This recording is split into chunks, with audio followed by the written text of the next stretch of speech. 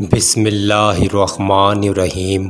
السلام علیکم ورحمۃ اللہ وبرکاتہ۔ حضرت سید رضی اللہ عنہ سے مروی ہے کہ جناب رسول صلی اللہ علیہ وآلہ وسلم نے ارشاد فرمایا، جو شخص صبح نہار منہ عجوہ کھجور کے 7 دانے کھا لے، اسے اس دن کوئی زہر یا جادو نقصان نہیں پہنچا سکے گا۔ حضرت سید رضی اللہ عنہ سے مروی ہے کہ ایک مرتبہ نبی کریم صلی اللہ علیہ وآلہ وسلم نے صحابہ کرام رضی اللہ عنہ سے مخاطب ہو کر فرمایا، کیا تم میں سے کوئی شخص اس بات سے عاجز ہے کہ دن میں 1000 نیکیاں کما لے؟ صحابہ کرام رضی اللہ عنہ نے عرض کیا، یا رسول اللہ صلی اللہ علیہ وآلہ وسلم، اس کی طاقت کس میں ہے؟